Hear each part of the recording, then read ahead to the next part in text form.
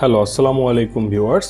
প্যান্টানিক আইটির graphic design তৃতীয় ক্লাসে আপনাদের স্বাগত জানাচ্ছি। আমি কাজী নিশাত আছি আপনাদের সাথে।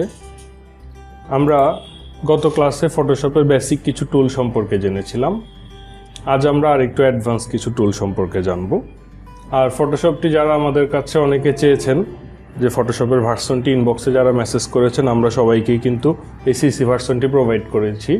আর যাদের লো কনফিগারেশনের পিসি তারা রিকোয়েস্ট করার পর আমরা ফটোশপ 7 ভার্সনটি প্রোভাইড করেছি। তো কিছু কিছু ক্ষেত্রে আপনারা কিছু টুল ফটোশপ 7 ভার্সন একটু অমিল পেতে পারেন।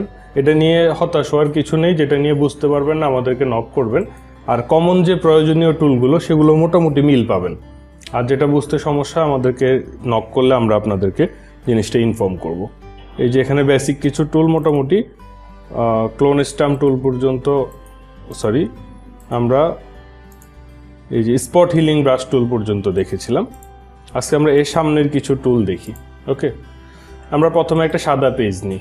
আচ্ছা, গতদিন আমরা পেজ নিয়েছিলাম একটা ইন্টারন্যাশনাল পেপার সাইজ। আজকে আমরা কাস্টম নিজেদের পছন্দ মতো সাইজে নিব। এখানে একটা জিনিস আমরা খেয়াল করি, সেটা হচ্ছে এখানে আমরা মাপটা ইঞ্চিতে নিতে পারবো, পিক্সেলে নিতে পারবো, সেন্টিমিটার, মিলিমিটার সব কিছুতে নিতে পারবো। আমরা পিক্সেলে একটা মাপ নেই, যেটা আমরা ওয়েবের ক্ষেত্রে বা গ্রাফিক্যাল বিভিন্ন ক্ষেত্রে আমরা পিক্সেলটা ইউজ করে থাকি। আচ্ছা, 1280 × 628 এই সাইজের একটা পিক্সেল, এই সাইজের একটা ছবি আমরা নিলাম। আর রেজুলেশনটা আমরা যদি ওয়েবের কাজে ইউজ করি তাহলে রেজুলেশনটা নর্মালি 72 ইউজ করা হয়। আর যেটা প্রিন্টিং বা হচ্ছে একটু ভালো কোয়ালিটির প্রয়োজন হয় বেশি, সেক্ষেত্রে 300 ইউজ করা হয়। আমি তাহলে এখানে 300 ইউজ করলাম। এবার আসেন ব্যাকগ্রাউন্ড আমরা চাইলে ট্রান্সপারেন্ট নিতে পারি, হোয়াইট নিতে পারি, অথবা ব্যাকগ্রাউন্ড কালার নিতে পারি। ব্যাকগ্রাউন্ড কালার যদি নেই তাহলে এই যে এখানে যেই কালারটা আছে সবুজ কালার, আমার ব্যাকগ্রাউন্ডটা সবুজ কালারে চলে আসবে। আর হোয়াইট নিলে তো হোয়াইট আসবে, আর ট্রান্সপারেন্ট নিলে ব্যাকগ্রাউন্ডে কোনো কালার আসবে না।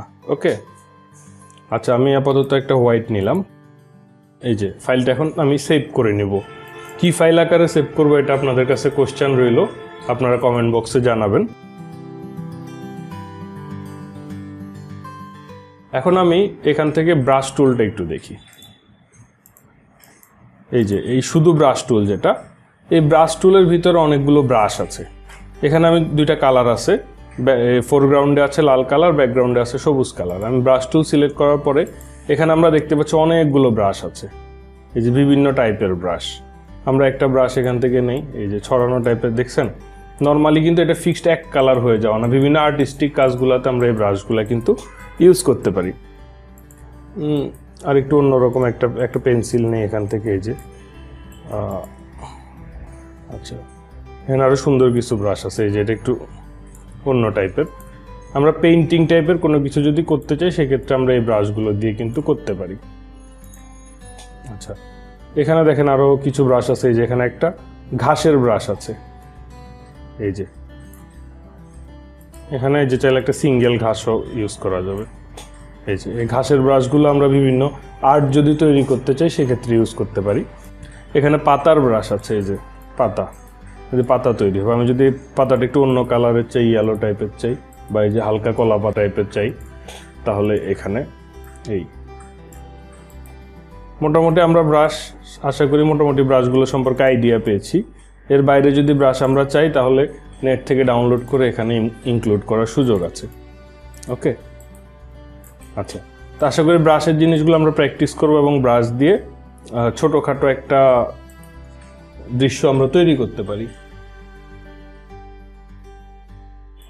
আমরা এখন তাহলে এখানে ব্রাশ দিয়ে যেটা তৈরি করেছি এটা খালি করে ফেলি। আচ্ছা, আমি Ctrl+A চেপে পুরোটা সিলেক্ট করলাম লেয়ার। এখন কিবোর্ডে সেভ ডিলেট বাটন চাপবো, খালি হয়ে গেছে। ওকে, আচ্ছা, আমি এখন Ctrl+Z দিয়ে আবার নিয়ে আসি। আমি একটা সিলেক্টেড এরিয়ার মধ্যে যদি Ctrl+Delete চাপি তাহলে কি হয় একটু দেখি। কিবোর্ডে Ctrl+Delete। এই যে আমার ব্যাকগ্রাউন্ডে যে কালারটা আছে। আচ্ছা, আমার যেহেতু এখন ব্রাশ টুলে কাজ নেই, আমি মুভ টুলে চলে গেলাম। ওকে, আমরা যখন কোনো কাজ থাকবে না টুলে তাহলে আমাদের স্টপেজ হচ্ছে মুভ টুল, এখানে চলে যাব। এখন আমি Ctrl+Delete চাপার পরে আমার এটা কি হয়ে গেছে, ব্যাকগ্রাউন্ড কালারটা চলে আসছে। আমি যদি একটা নির্দিষ্ট সিলেক্টেড এরিয়া, যে কোনো ক্ষেত্রে নির্দিষ্ট সিলেক্টেড এরিয়া ধরলাম, এই যে রেক্ট্যাঙ্গুলার সিলেকশন টুল দিয়ে এতটুকু জায়গা সিলেক্ট করলাম। এখন যদি আমি কন্ট্রোল ডিলিট চাপি তাহলে আমার ব্যাকগ্রাউন্ডের কালারটা এখানে চলে আসবে। ওকে, আর আমি যদি ফোরগ্রাউন্ডের কালারটা আনতে চাই তাহলে চাপবো অল্টা ডিলিট। এই যে আমি অল্টা ডিলিট কিবোর্ডে চাপার সাথে সাথে এই ফোরগ্রাউন্ডের কালারটা চলে আসছে। যে কোনো একটা জায়গায় আমি চাইলে এই কালারটা অ্যাসাইন করতে পারি, কন্ট্রোল ডিলিট অথবা অল্টা ডিলিট, এই দুইটা কালার দিয়ে। শুধু ডিলিট দিলে ওই জায়গাটা মুছে যাবে। আশা করি এই শর্টকাট কিগুলো আমরা আমাদের ডায়েরিতে নোট করব এবং মনে রাখবো। আমি এটাকে সাদা করে নিই। আচ্ছা, তাহলে আমরা ব্রাশ টুলের কাজটা বুঝে গেলাম। এখানে এই যে একটা টুল আছে ক্লোন স্টাম্প টুল, খুবই ইম্পর্টেন্ট। আমি একটা ফেসের ছবি এখান থেকে নিয়ে আসি।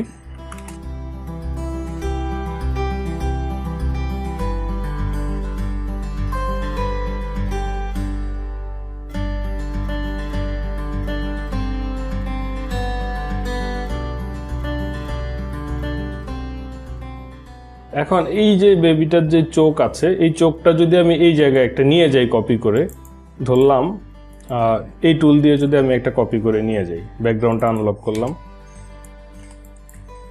এখান থেকে মুভ টুল দিয়ে নিয়ে গেলে তো কপি হয়ে যাবে। আমি অল্টা চেপে ধরে রেখে যদি নিয়ে যাই তাহলে একটা কপি কিন্তু ক্রিয়েট হয়ে যাবে। কিবোর্ডে অল্টা চেপে ধরে রেখে এখান থেকে ক্লিক করে যদি সরিয়ে ফেলি তাহলে একটা কপি কিন্তু এখানে ক্রিয়েট হয়ে গেছে। এখন আমি ডিসিলেক্ট করি কন্ট্রোল ডি দিয়ে, দেখেন এই জায়গাটা কিন্তু আলাদা আলাদা বোঝা যাচ্ছে। ওকে, এটা কিন্তু এই জায়গার রঙের সাথে কিন্তু মিশে যায়নি। এমন একটা টুল যদি থাকতো যেটা দিয়ে আমি অন্য জায়গা থেকে কপি করে নিব কিন্তু পাশাপাশি ওই জায়গার ব্যাকগ্রাউন্ডের সাথে মিশে যাবে, তাহলে জিনিসটা কেমন হতো? খুবই সুন্দর হতো আশা করি। তো সেই কাজটাই আমরা করতে পারবো ক্লোন স্টাম্প টুল দিয়ে। ওকে, আমি এটা প্রথমে ডিসিলেক্ট করে নিই, তারপর এখান থেকে এটা হচ্ছে ক্লোন স্টাম্প টুল দিয়ে প্রথমে আমাদেরকে সোর্সটা ডিফাইন করতে হবে যে কাকে আমি নিব। ওকে, এই টুলটা যখন আসে আমার এখানে কিন্তু এই সার্কেলটা অনেক ছোট আসছে, তাই না? আমি এখানে উপরে এই জায়গা থেকে সার্কেলটা একটু বড় করে নেব, যেই জিনিসটা আমি নিতে চাই সেই সাইজ অনুপাতে নেব। এই যে কারণ আমার পুরো চোখটা কিন্তু কভার করতেছে, তাই না? আচ্ছা, এখন এই জায়গায় মাউস পয়েন্টার রেখে আমি অল্টা চেপে ক্লিক করব। এখানে অল্টা চাপলে যে চিহ্নটা এরকম হয়ে গেছে। অল্টা যদি আমি চেপে ধরে রাখি তাহলে চিহ্নটা এরকম হয়ে যাবে, তখন আমি একটা ক্লিক করব। এই যে ক্লিক করছি, আমার চোখের সোর্সটা কিন্তু কপি হয়ে গেছে, দেখছেন? এখন আমি যে জায়গায় ক্লিক করব সে ওই জায়গায় কিন্তু বসে যাবে। আমি ধরলাম এই যে এখানে কপালের উপর বসালাম, ক্লিক করে ধরে রাখলাম, ধরে রেখে হালকা একটু যদি চতুর্দিক দিয়ে একটু নাড়া দিই তাহলে কিন্তু দেখেন চোখটা কিন্তু বসে গেছে এবং ওখানকার স্কিনের সাথে মিশে গেছে। আমি যদি এটা যদি আরেকটু ফর্সা যে জায়গাটা এখানে বসে তাহলে আরও মিশে যাবে।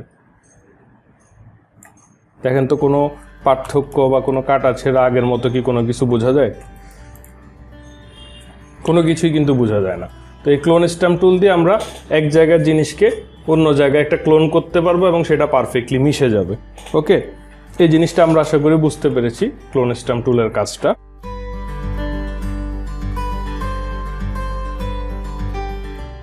এখান থেকে একটা টুল আছে ইরেজার টুল, এটার কাজ হচ্ছে মুছে ফেলা। এটাকে আমি একটু বড় করে কোনো একটা জায়গা মুছে ফেলতে পারবো, মুছলে ওই জায়গা ট্রান্সপারেন্ট হয়ে যাবে। ওকে, সিম্পলি এটা একটা রাবারের মতো কাজ করে। আর একটা জিনিস হচ্ছে ব্যাকগ্রাউন্ড ইরেজার টুল, এটার কাজ আমরা পরে দেখব, যেটা হচ্ছে এটা হেয়ার মাস্কিংয়ের ক্ষেত্রে বা বিভিন্ন মাস্কিংয়ের ক্ষেত্রে ইউজ করা হয়। এটা দিলে শুধুমাত্র ব্যাকগ্রাউন্ডটা মুছবে। ওকে, এখানে এই চুলের উপর এটা পারফেক্ট হবে না, আমার হেয়ার মাস্কিংয়ের উপর আলাদা একটা ক্লাসই আছে। ওকে, আচ্ছা, ম্যাজিক ইরেজার টুল, এটা হচ্ছে কালার ধরে ডিলিট করবে। ওকে, এই ম্যাজিক ইরেজার টুলটা আমি আপনাদেরকে ভালোভাবে বোঝাবো। তার আগে আমরা গত ক্লাসে একটা জিনিস ভালোভাবে দেখিনি, বলছিলাম পরে দেখব, সেটা আপনাদেরকে ক্লিয়ার করে দিই। সেটা হচ্ছে ম্যাজিক সিলেকশন টুল বা ম্যাজিক কয়েন টুল। এই টুলটা আমরা নেট থেকে কিছু ছবি নেই,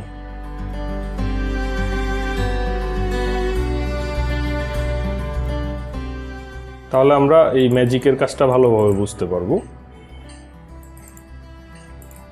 এটাকে পিএইচডি আকারে সেভ করলাম। আচ্ছা, এখন এই যে দেখেন এটার কিন্তু এই যে সবুজ যে কালার অংশটা আছে এটা কিন্তু পুরাটা একই কালার, মানে দুইটা কালার কিন্তু চেঞ্জ হয় নাই, ঠিক আছে? কোনো গ্রেডিয়েন্ট নাই এখানে। এটা আমি ম্যাজিক সিলেকশন টুল দিয়ে খুব সহজে সিলেক্ট করতে পারবো। ওকে, এখানে টলারেন্সটা একটু কমিয়ে দিই, 10 দিই। এই যে দেখেন খুব সুন্দরভাবে সিলেক্ট হয়ে গেছে। এটাকে যদি আমি এখন অন্য কালার দিয়ে দিই কোনো সমস্যা নেই। ওকে, আচ্ছা, আমি আর একটু ভালো রেজুলেশনের ছবি নামালে আরও ভালো বোঝা যাবে।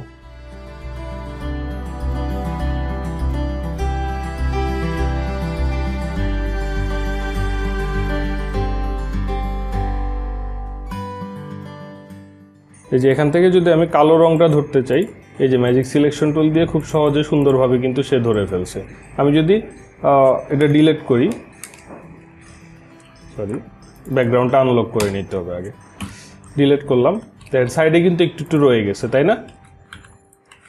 আচ্ছা, এখন আমি তাহলে এটা টলারেন্সটা একটু বাড়ায় দিই, 20 করি, তাহলে কি হচ্ছে এখন দেখেন আগের থেকে একটু কম আছে, কিন্তু আর একটু বাড়ায় দিই 50 করি, এখন দেখেন প্রায় নাই বললেই চলে। ওকে, আর একটু বাড়ায় দিই 100। আচ্ছা, এখন দেখেন 100 দেওয়ার পরে সে কিন্তু কালো তো ধরতেছে, কালোর সাথে গিয়ে এই যে মানে কালোর কাছাকাছি আরো যে কালার পাচ্ছে তার পাওয়ার অনেক বেড়ে যাওয়ার কারণে সে এদেরকে সহ ধরে ফেলছে।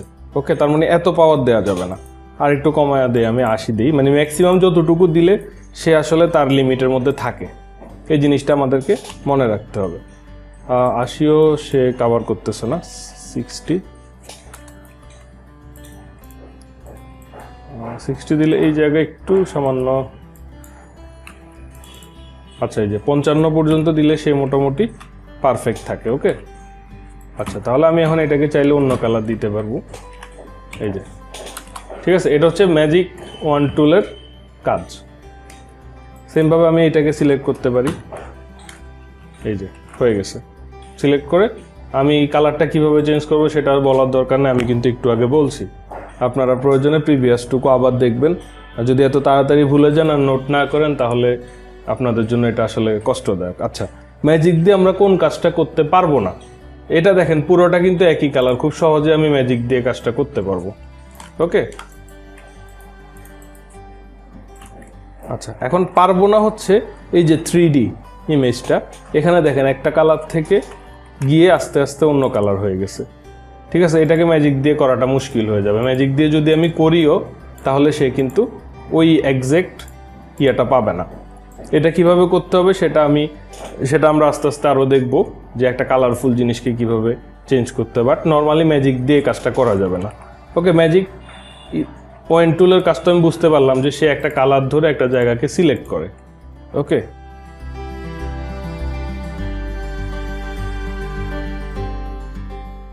এই জায়গায় এসে খুব সহজেই অন্য জায়গায় চলে যাচ্ছে, কারণ এই যে এই জামার কালারটা আর তার হচ্ছে বডির কালারটা কাছাকাছি, যত কাছাকাছি হবে তত সে অল্প টলারেন্স দিলেও ওই জায়গাটা কিন্তু ধরে ফেলবে। ওকে, কাছাকাছি কালার হলে, আর একটু দূরত্বের কালার হলে আর সেটা ধরবে না। আচ্ছা, এখন ম্যাজিক ইরেজার টুলের কাজটা বুঝছি আমরা, তাহলে সরি ম্যাজিক কয়েন টুলের কাজটা বুঝছি আমরা, তাহলে ম্যাজিক ইরেজার টুলটাও বুঝতে পারবো। ইরেজার টুলটা খুবই ইজি, সিলেক্ট করে আমরা যে জায়গাটাতে ক্লিক করব ওই জায়গাটা ডিলিট হয়ে যাবে। এই যে কালার ধরে ডিলিট হয়ে গেছে, এখানে যদি আমি ক্লিক করি কালার ধরে এই জায়গাটা ডিলিট করে খালি হয়ে গেছে, ট্রান্সপারেন্ট হয়ে গেছে। ওকে, আশা করি বুঝতে পারছি। আর ট্রান্সপারেন্ট ব্যাপারটাতে আমি একটু কথা বলি, এরপর আমরা আজকের ক্লাসটা শেষ করে দেব। আমি একটা লোগো নেই। ওকে, ধরলাম কার লোগো নিব, গ্রামীণ ফোনের লোগো নিই, গ্রামীণ ফোন লোগো। আচ্ছা, এই যে লোগোটা আছে এই লোগোটার ব্যাকগ্রাউন্ড কালার কিন্তু সাদা। ওকে, এটাকে আমি সেভ করি। এটাকে সেভ করার পরে আমরা একটু খেয়াল করি,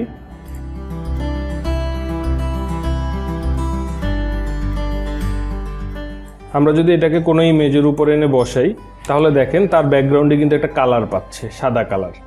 ওকে, এই ব্যাকগ্রাউন্ড সাদা কালারটা আমরা কিন্তু থাকলে এটা হচ্ছে একটা ব্যাকগ্রাউন্ড যুক্ত ছবি, এটা কোনো ট্রান্সপারেন্ট ছবি না। এটাকে আমরা কোনো জায়গায় ইউজ করতে গেলে হয় ব্যাকগ্রাউন্ডটা আমাদেরকে রিমুভ করতে হবে। ওকে, তো এখন আমি এটার ব্যাকগ্রাউন্ডটা কোনো না কোনো ওয়েতে রিমুভ করলে হয় আমাকে কেটে কেটে প্রত্যেকটা রিমুভ করতে হবে, বা ম্যাজিক টুল মানে কোনো না কোনো ওয়েতে ব্যাকগ্রাউন্ডটা রিমুভ করে তারপরে ইউজ করতে হবে। আর আমি যদি একটা ট্রান্সপারেন্ট লোগো নিই, এই যে কালার ট্রান্সপারেন্ট, আমি যদি একটা ট্রান্সপারেন্ট লোগো নিই তাহলে সেটা আর আমাকে কোনো কিছু করতে হবে না, শুধু বসিয়ে দিলেই কাজটা হয়ে যাবে। আমি এই ছবিটা এখানে একটা ইমেজের উপর যদি বসাই, সে ট্রান্সপারেন্ট হওয়ার কারণে কিন্তু তার ব্যাকগ্রাউন্ডে কোনো কিছু আসছে না। ওকে, এটা একটা বিষয় আমরা বুঝতে পারলাম কোনটা ট্রান্সপারেন্ট ছাড়া। এখন ট্রান্সপারেন্ট ছাড়া যেই ছবিটা ধরলাম এটাকে যদি আমি সেভ করি তাহলে জেপিইজি হিসেবে সেভ করতে হবে। ধরলাম আমি আমার ক্লাসের ফোল্ডারে সেভ করলাম এটা pic1 নামে। জেপিইজি হিসেবে সেভ করলে এনাফ, কারণ তার কোনো ট্রান্সপারেন্সি ফিচার দরকার না। আমি প্রথম ক্লাসে বলছিলাম যে ট্রান্সপারেন্সি যেটা দরকার নাই সেটা জেপিইজি ফাইল। আর যদি আমি এই গ্রামীণ ফোনের লোগোটা সেভ করি তাহলে আমাকে পিএনজি আকারে সেভ করতে হবে। ফাইল মেনু থেকে সেভ এস, এখান থেকে পিএনজি। ওকে, আমি এটাকে ক্লাসের ফোল্ডারে pic2 নামে সেভ করলাম। আচ্ছা, এখন এই ছবিটা কিন্তু হয়ে গেছে আমার পিএনজি। আচ্ছা, এই সেম ছবিটাই আমি আরেকটা কপি সেভ করি জেপিইজি হিসাবে, তাহলে আপনারা পার্থক্যটা খুব সহজে বুঝতে পারবেন। pic3 নামে। ওকে, এখন আমি এই ছবিটার যে দুইটা ছবি আমি সেভ করছি, pic2 সেভ করছি পিএনজি আকারে ট্রান্সপারেন্সি সহ, আর pic3 সেভ করেছি জেপিইজি ট্রান্সপারেন্সি ছাড়া। জেপিইজি করলেই সে অটোমেটিক ট্রান্সপারেন্সিটা চলে যাবে। এখন আমি এই পিএনজি ছবিটা প্রথমে এনে আরেকটা ছবির উপর বসাই। এই যে দেখেন, সে কিন্তু মাঝখানের জায়গাটা কিন্তু স্বচ্ছ, এর ভিতর দিয়ে কিন্তু কিছু দেখা যাচ্ছে না। ওকে, আর কিন্তু এই যে জেপিইজি ছবিটা নিলে এটার মধ্যে একটা ব্যাকগ্রাউন্ড দেখা যাবে। এই যে পার্থক্যটা আমরা আশা করি বুঝতে পেরেছি, জেপিইজি কোনটা, পিএনজি কোনটা, ট্রান্সপারেন্ট ছাড়া কোনটা। এটা হচ্ছে আমাদের আজকের মোটামুটি আমাদের টপিকগুলো আমরা পেয়ে গেছি। নেক্সট ক্লাসে আমরা লেয়ার নিয়ে কাজ করব, আর তারপরে এখানে গ্রেডিয়েন্ট কিছু কাজ করব, আর এরপরে বেসিক কিছু জিনিস করে আমরা ক্লিপিং শুরু করব। ওকে, তো আমি আপনাদেরকে একটা হোম টাস্ক দিচ্ছি, যে হোম টাস্কটা আপনারা কমপ্লিট করে আমাকে দেখাবেন। আচ্ছা, গতদিন আপনারা যে হোম টাস্কটি করেছিলেন, এই যেই ছবিটা আপনারা স্পট রিমুভ করেছিলেন আমাদের হোম টাস্ক হিসাবে, এখানে একটা কাজ করবেন। সেটা হচ্ছে এই যে চোখটা আছে, এই চোখের একটা কপি তৈরি করবেন এইখানে, ঠিক এই জায়গাটাতে একটা কপি তৈরি করবেন যেন মিশে যায়। ওকে, এটা হচ্ছে আপনাদের প্রথম কাজ। আর দ্বিতীয় কাজ হচ্ছে আমরা যে কাজগুলো করেছি, যে কোনো একটা পিএনজি ট্রান্সপারেন্ট ছবি এনে এখানে বসাবেন। ওকে, আর এখানে সামান্য ব্রাশ দিয়ে অল্প কিছু ঘাস দিয়ে দিবেন। এই তিনটা জিনিস করে আপনারা হোম টাস্কটি আমাদের প্যান্টানিক আইটির ফেসবুক গ্রুপে জমা দিয়ে দিবেন। অর্থাৎ গ্রুপে কিভাবে জমা দিবেন সেটা আপনারা আগের দুইটা ক্লাসে জানেন। আমরা কিন্তু গ্রুপের কাজগুলো নিয়মিত দেখি। আমাদের এই যে প্যান্টানিক আইটি লিখলেই প্যান্টানিক আইটির ফেসবুক গ্রুপটা সবার আগে আসে। এই যে যেটা হচ্ছে জয়েন লেখা আছে বা অথবা জয়েনের অপশন থাকে সেটা হচ্ছে গ্রুপ, আর যেটা লাইক বা লাইকের অপশন থাকে সেটা হচ্ছে আমাদের পেজ, প্যান্টানিক আইটি সলিউশন পার্ক। পেজে তো আপনারা লাইক দিয়েছেনই, আর গ্রুপে জয়েন করে নিয়ে গ্রুপে আমাদের নিয়মিত আপনার হোম টাস্কগুলো পোস্ট করবেন। আমরা দেখে আপনার অ্যাসাইনমেন্ট অনুযায়ী আনসার দেব। আজকে এতটুকুই। Thank you everybody, thank you so much.